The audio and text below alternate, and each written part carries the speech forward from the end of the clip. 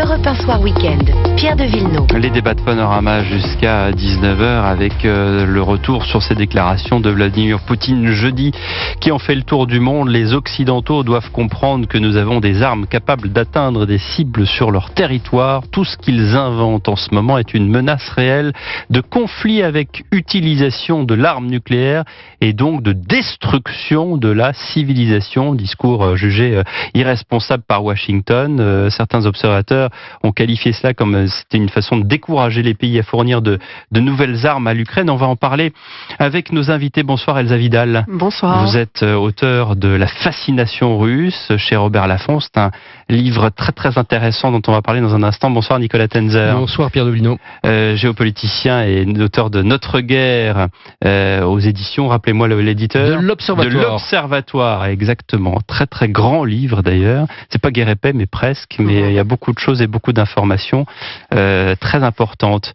D'abord Capucine Patouillet, bonsoir. Bonsoir Un Pierre. point avec vous sur la menace nucléaire qui est brandie une nouvelle fois donc par Vladimir Poutine. Après les propos d'Emmanuel Macron, on se souvient en début de semaine à l'Elysée sur l'envoi de troupes au sol. De quelle force nucléaire parle-t-on pour la Russie ? Alors selon les estimations de la Federation of American Scientists publiées en février 2022 pour l'année 2023, la Russie concentrerait conjointement avec les États-Unis 90% de la force de frappe nucléaire mondiale. Mais la Russie dispose de plus d'ogives, près de 5900 contre un peu plus de 5200 pour les États-Unis.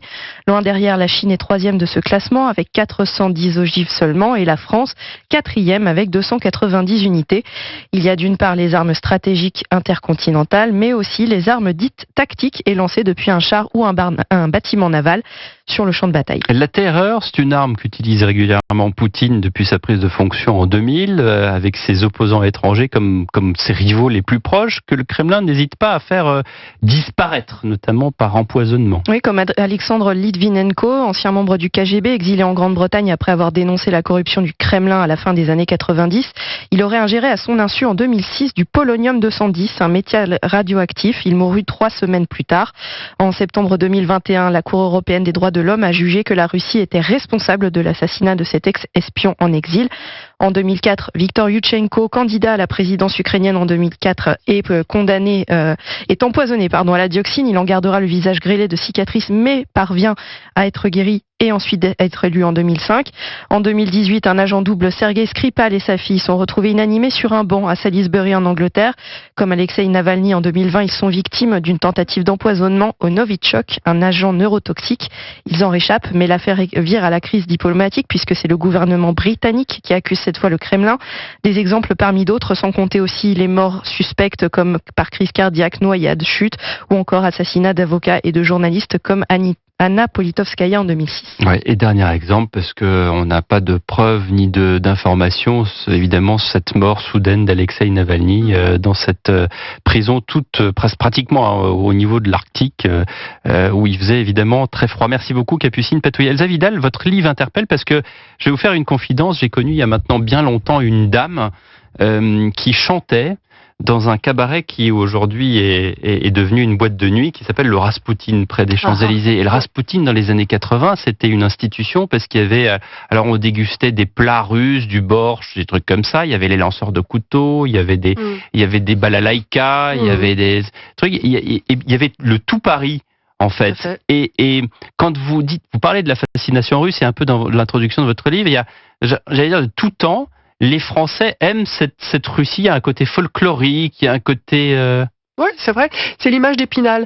De la même manière que Paris attire les étrangers autour d'images d'Épinal, le Japon également, la Russie et les États-Unis sont peut-être tous prisonniers de lieux communs qui à la fois correspondent à ce qu'ils ont pu être et en même temps les enferment, les réduisent et qui sont surtout des obstacles sur la route de la connaissance de ces sociétés-là et de leur complexité.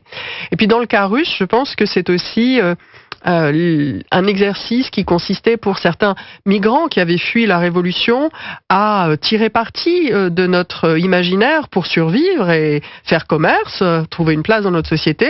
Et puis de manière un peu plus grave et problématique, c'était aussi des visions entretenues savamment par les autorités russes de manière à pouvoir avoir un levier d'action sur les élites françaises, leur parler en des termes que les élites françaises étaient capables d'entendre pour obtenir les actions voulues de leur part, c'est-à-dire un alignement sur Moscou plutôt qu'un alignement sur Washington. Mais alors, du coup, il y avait cette fascination pour le folklore, mais à aucun moment l'humain, au sens de l'humain, l'homme ou la femme occidentale, ne s'est intéressé à la façon de penser russe. Et c'est aussi, à travers tout votre livre, ce que vous expliquez, c'est que l'Occident, la France, les États-Unis, l'Allemagne, ne se sont jamais dit, peut-être qu'ils pensent pas comme nous. Oui, il y a une véritable méprise, je pense, persistante, qui peut-être tire son origine dans l'idée que la Russie est européenne, les Russes sont des Slaves qui physiquement nous ressemblent et qu'il est peut-être moins facile de saisir la différence profonde entre d'abord déjà les différentes cultures européennes et la culture russe, et puis j'ai envie de dire les cultures russes, parce qu'il y a quand même plusieurs classes, plusieurs tranches d'âge, plusieurs profils sociodémographiques, des gens qui vivent dans des villes de plus d'1 million d'habitants, dans des régions très éloignées, dans des tout petits bourgs, des gens qui appartiennent à des groupes ethniques très différents. En plus, on pense Russie, on pense slave, mais en réalité, c'est ce que j'essaye de dire aussi dans mon livre, on ne devrait pas dire la Fédération de Russie, on devrait dire la Fédération russienne. La Russie n'est pas un État-nation, elle compte plus de 110 groupes ethniques reconnus qu'elle fédère, ce n'est pas l'État des Russes. C'est l'État de tous les peuples réunis au sein d'une fédération. Et tout ça, on est passé très très joyeusement à côté parce qu'on préférait rêver une Russie européenne. C'est aussi l'héritage de la période communiste. Le communisme étant quand même d'abord une idéologie européenne qui s'est implantée en Russie. Donc tous ces faux semblants et tous ces moments historiques nous ont amenés à véritablement négliger ce que pouvait être la pensée politique russe, les attentes parfois contradictoires de différents segments de la société russe. Et c'est ce qui peut amener, par exemple, Emmanuel Macron à déclarer à Vladimir Poutine « La Russie est européenne, elle peut participer au concert démocratique », ce qui est quand même problématique. À Versailles, à Brégançon... Et au-delà du fait que, historiquement, ce n'est pas aussi simple, il y a quand même un problème, je pense, quand on prend la parole en tant que président de la France pour assigner une destinée à un peuple représenté par un président devant vous. Pourquoi parlons-nous pour les Russes ? Il y a Nicolas Tenzer, à travers cette déclaration de jeudi de Vladimir Poutine, qui dit l'Occident ne comprend pas, et là on pourrait limite couper la phrase, en fait l'Occident ne comprend pas du tout la Russie. L'Occident ne comprend pas la Russie, en tout cas n'a pas compris la Russie pour une série de raisons. D'abord parce que autour des entourages des chefs de l'État et de gouvernement de la plupart des pays occidentaux, à l'exception quand même de quelques-uns en Europe centrale et orientale, il y a eu en fait très très peu d'experts véritables de la Russie elle-même.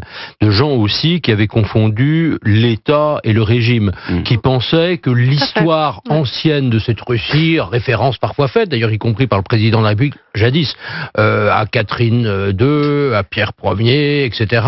L'histoire passée expliquait la Russie d'aujourd'hui. Et que, comme le disait très bien Raymond Aron, je dirais ce qu'il faut d'abord considérer, c'est la nature du régime lui-même. C'est ça qui dit, c'est-à-dire que si on n'avait pas eu l'URSS, c'est-à-dire un régime particulier communiste, il n'y aurait pas eu la même politique étrangère. Si nous avions eu Nemtsov, par exemple, comme président, donc le dissident assassiné le 27 février 2015, par les sbires de Poutine, ou même Navalny, qui était certainement moins libéral que Nemtsov, nous n'aurions pas eu la même politique que celle de Vladimir Poutine. Donc c'est ça la réalité. Et donc parler d'une attitude de la Russie comme si c'était quelque chose d'intemporel n'a strictement aucun sens. Je veux dire, c'est comme si demain on avait un gouvernement, admettons, du Rassemblement National, qu'à Dieu ne plaise, en France, et le gouvernement d'Emmanuel Macron ou le gouvernement jadis de François Hollande, ce serait pas la même chose, et ce serait pas la même, d'ailleurs on le sait très bien, politique étrangère. Donc du coup, c'est plus une question de personne qu'une question de pays. Et d'idéologie. Et d'idéologie. C'est de personnes qui est liée à une idéologie. Parce qu'il y a bien, enfin, ça c'est quelque chose que je démontre effectivement de manière assez complexe, j'espère, en tout cas dans mon livre, il y a bien une idéologie poutinienne qui est une idéologie discrète, qui effectivement n'est pas sous-tendue par une sorte de manifeste du Parti communiste, de petits livres rouges ouverts ou de Mein Kampf, mais il y a bien une idéologie poutinienne, composite, compliquée, faite à la fois d'antisémitisme, de racianisme, de nationalisme, d'orthodoxisme, on pourrait rajouter plein de choses, c'est un truc assez imbuvable et indigeste, mais ça existe bien. Il y a eu un petit gap quand même à la fin de Gorbatchev et au début de Eltsine, où peut-être l'Occident s'est dit tiens, ça va être comme chez nous. Il y avait toute raison de l'espérer. Il y avait toute raison de l'espérer, puisqu'on avait vu le développement d'un mouvement véritablement démocratique en Russie, et nous avons trouvé des interlocuteurs qui étaient désireux de s'engager dans une voie libérale à l'image de celle que nous avons connue en Europe. Il y avait eu, avant cela, le développement aussi par Mikhail Gorbatchev de toute une théorie sur la maison Europe, la place de la Russie en Europe, et puis Boris Eltsine lui-même. Et avant d'arriver à Eltsine, il faut quand même que vous parliez de cette non-action de Gorbatchev lorsqu'il reçoit le coup de fil pour le mur de Berlin. Absolument. Il y a effectivement l'action singulière de cet homme. Ça a été le paroxysme peut-être de son action, ou là en l'occurrence de son inaction, parce qu'on peut pécher par action ou par omission, et là en l'occurrence, il a dit, laissez faire. Alors, pour ce qui est du bloc soviétique en Europe centrale orientale, effectivement, il a choisi de ne pas réagir par la force.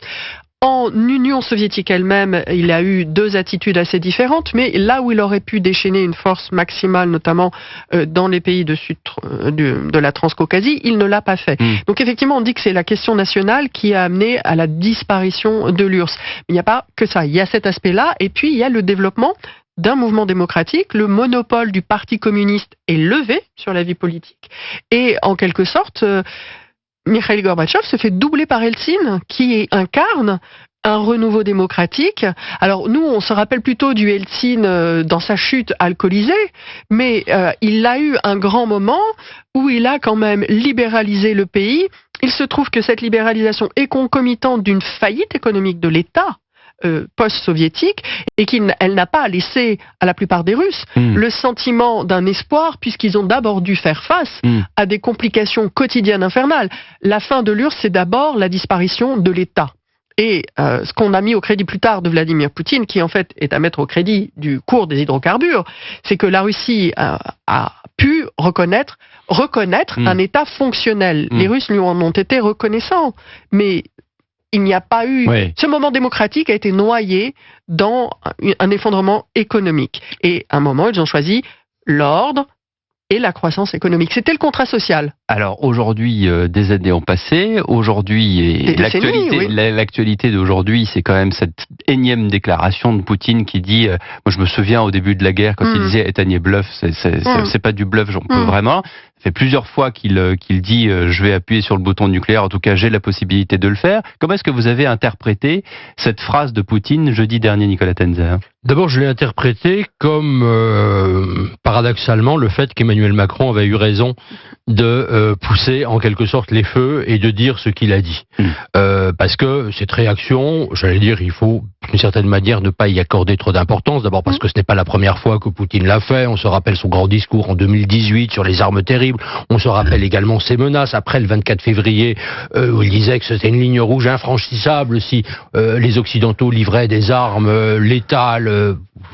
Pas de raison qu'elle ne soit pas à l'Ukraine. Il y avait la ligne rouge, il ne faut pas que les Ukrainiens attaquent le sol russe, ils l'ont fait. Il ne fallait pas que les Ukrainiens attaquent des bases russes dans la Crimée occupée illégalement par la Russie. Bon. Et là, on a effectivement quelque chose de nouveau, et ça a été très bien rappelé tout à l'heure d'ailleurs par Capucine, parce que je pense qu'elle a vraiment dit le truc. Quand nous avons quand même quelque chose comme 320 ogives nucléaires. 290 par rapport à 5900 pour les Russes. Je veux dire, d'une certaine manière, nos 290 peuvent parfaitement détruire Moscou et un très grand nombre de villes russes. Je veux dire, il n'en faut même pas 290. Il n'en faut pas 290. Et je veux dire, et donc d'une certaine manière, c'est ce que disait le général de Gaulle, vous savez, en 1965, où il y avait des menaces de l'Union soviétique, et le général de Gaulle avait dit à l'ambassadeur qu'il recevait, parce qu'il y avait ces menaces, il disait, écoutez, monsieur l'ambassadeur, nous mourrons ensemble. Voilà. Et donc, phrase connue, mais encore une fois, faisons très attention, parce que d'abord, c'est un discours aussi qui est reproduit et qui est amplifié, c'est faire peur pour évidemment essayer que, dans l'esprit de Poutine, que nous cédions, que nous négocions, ce qui est inacceptable. C'est un discours qui est amplifié par un certain nombre de propagandistes français ou européens Il y a des ou propagandistes américains. français. Oui, parce que c'est un discours encore, bien sûr, parce que qui ont exactement le même objectif que Poutine, nous faire céder, faire que les gouvernements européens et occidentaux de manière générale cèdent, obtenir des négociations, parce qu'il y a cette peur nucléaire, si vous allez trop loin, s'il y a des troupes au sol, oulala, surtout ça va être Mais la alors, qui catastrophe. sont les propagandistes français, ça m'intéresse. Ah ben, un certain nombre de personnes, aussi bien évidemment dans des partis extrêmes, ou de gens qui sont des idiots utiles, qui ne se rendent pas compte d'ailleurs qu'ils sont manipulés. Il y a des gens qui le font de manière tout à fait consciente, Mais c'est-à-dire des gens qu'on voit sur les plateaux de télévision. y compris les des plateaux gens, de et radio. des gens qui le font de manière inconsciente, qui ne savent pas effectivement d'où vient ce discours. Tout le discours sur la négociation est un discours qui vient fondamentalement de cela. Je ne veux pas dire que tous ceux qui le tiennent sont nécessairement des gens qui sont appointés, payés, etc. Mais il y en a quand même un certain Dans nombre, le cas- vraisemblablement, qui le sont. Elsa Vidal. Oui, dans le cas du RN, je pense qu'il faut quand même rappeler aux auditeurs qu'il y a deux éléments objectifs qui plaident en faveur d'une action commanditée par Moscou. C'est-à-dire que le RN est contraint par le fait qu'il a obtenu ses financements par Moscou, Mhm. auprès de Moscou, de rendre des services. Et ça, on le sait parce qu'il y a eu quand même des fuites de documents, des Kremlin Leaks, dans lesquels on voit des échanges de SMS avec l'appareil présidentiel russe, où il convient de remercier le RN pour ses prises de position, et qui arrive très peu de temps avant l'accord du prêt. Donc le RN est face à Moscou comme face à son créancier, comme face à sa banque, et a des positions systématiquement alignées sur les positions Donc, de Moscou. quand Gabriel Attal, devant la représentation Ouais. nationale mardi dernier, fronde sur Marine Le Pen en disant les premières troupes russes dans l'Occident, en France, c'est vous, Ouais. le Rassemblement national, d'une Ouais. certaine manière, vous pensez qu'il a raison? Oui, je pense qu'il a tout à fait raison. C'est un relais objectif. En fait, une simple analyse des positions prises par le RN au fur et à mesure du développement de la crise avec la Russie permet de voir qu'ils sont toujours synchrones avec les éléments de langage de Moscou. Alors, on a des éléments objectifs de preuve dans le cas du RN, mais dans bien d'autres cas, il suffit de faire une analyse des éléments de langage et ça parle tout simplement. Nicolas Pour Tenzer. rebondir sur ce que disait Elsa à l'instant, je pense que quand on analyse par exemple les votes du RN au Parlement européen, Oui. je pense que c'est extrêmement révélateur. Combien de résolutions ont-ils soutenu condamnant Moscou, condamnant des assassinats ou de dissidents, des actions de répression? Combien de textes ont-ils Récemment. votés récemment au cours des années qui sont passées, condamnant la propagande étrangère ou la lutte plutôt contre les ingérences étrangères? Donc regardez les votes. C'est public, hein, d'ailleurs. Et ça, Oui, c'est c'est public. tout à fait Donc, il y a- public. voilà. Et donc, on se trouve qu'il y a effectivement une concordance de vues quand même extraordinairement troublante. Nicolas Tenzer, quand on vous écoute, et je reviens sur vos propos précédents, on a l'impression que, vous savez, c'est Poutine, c'est normal, il débloque, c'est pas la première fois qu'il nous dit ça, restons calmes, il n'arrivera rien. Vraiment? Alors, encore une fois, je pense que d'abord, Poutine a peur de la mort, à titre personnel. Ah, voilà, ça c'est très un élément important. très simple, ça a été démontré, alors je ne veux pas faire de la psychologie Donc là-dessous. lui, c'est mais- pas le genre à dire nous mourrons ensemble. Non, que le peuple russe meurt, Ça, il c'est s'en une moque chose. complètement. Il s'en Mais moque on le voit complètement. très bien, Ouais. il pourrait encore Ouais. envoyer 2 millions de soldats Ouais. mourir. Ça, c'est pas sa préoccupation, c'est parfaitement clair. Ouais. Sa mort personnelle, c'est probablement quelque chose de différent. Ensuite, vous avez une chaîne de commandement. Alors, c'est assez compliqué, je vais essayer de l'expliquer synthétiquement en matière de déclenchement du feu nucléaire. Vous avez 3 personnes qui sont responsables, Poutine, vous avez Shoigu, le ministre de la Défense, et vous avez le général Gerasimov, le chef d'état-major des armées. Puis après, une Donc chaîne il de faut qu'ils commandement se qui doit exécuter. concertent, tous Oui. les trois. Avec tous les 3, il faut qu'au moins il y ait cette troïka qui Pour pouvoir donne déclencher l'ordre. Alors, la frappe. après, S'il y en a bien un sûr, qui est pas d'accord, ça marche voilà, il y a quand même une incertitude, bien sûr, mais enfin, c'est pas quand même évident que les 2 autres suivent et décident de mourir, eux, à titre personnel. Ensuite, vous avez une chaîne de commandement qui est compliquée. En tout cas, vous avez des systèmes d'observation.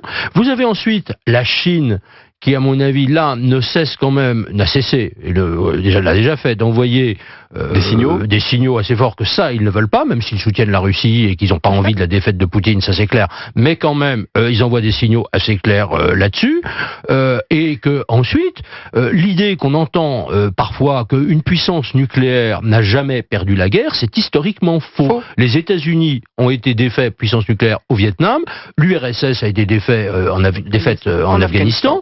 Donc voilà, pourquoi est-ce que sur le terrain, avec des moyens conventionnels, Dieu merci, pourquoi est-ce que les forces alliées ne pourraient pas, et je crois qu'elles le doivent, parce que sinon nous serons les prochains, la Russie s'armera encore plus, deviendra plus forte dans 2 ans ou 3 ans, pourquoi nous ne pouvons pas défaire militairement sur le plan conventionnel la Russie en Ukraine? Là-dessus, Elsa Vidal. J'aimerais rajouter, j'ai globalement la même analyse que Nicolas, mais j'aimerais en plus rajouter le fait que c'est le jeu de la dissuasion nucléaire de répondre: ok, vous pourriez éventuellement nous frapper, mais nous aussi, nous avons de quoi vous détruire.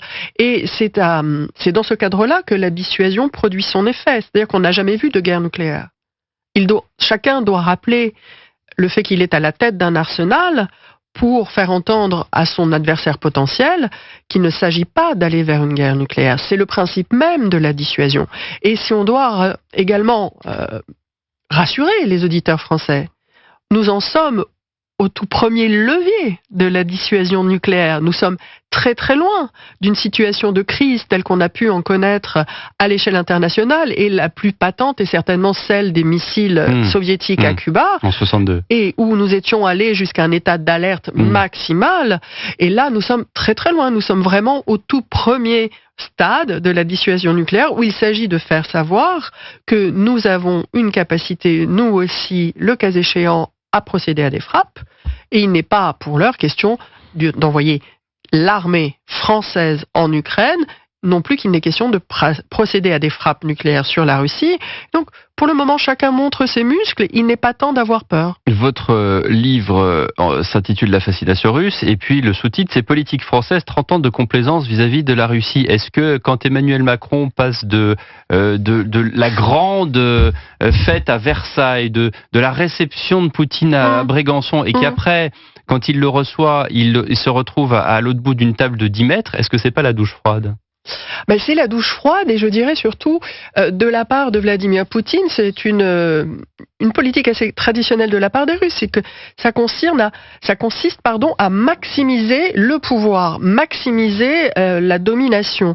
Et dans ce cas-là, finalement, Vladimir Poutine se pose en tant que maître absolu de la Russie, avec la capacité de distance, avec les ordres du Kremlin, alors que nous avons fait venir Vladimir Poutine pour lui signifier notre proximité, notre volonté de dialogue, notre volonté de l'inclure en Europe. Mais encore une fois, on en vient à votre première question. C'est ça, on pensait qu'il allait penser comme nous, mais non. Pourquoi Vladimir Poutine voudrait-il être européen? Pourquoi voudrait-il pour la Russie une destinée européenne? Pourquoi ne pas lui poser la question plutôt que de lui dire: cher Vladimir, nous sommes contents de te compter dans la famille européenne? Alors que sa politique nous montrait bien qu'il ne s'agissait pas de ça. Nous avons pensé que donner des signes d'amitié et d'apaisement produirait un effet lénifiant sur Vladimir Poutine. Or, les mots ne comptent pas. Les actes comptent. Merci beaucoup Elsa Vidal. La fascination russe, c'est chez Robert Laffont. Merci Nicolas Tenzer.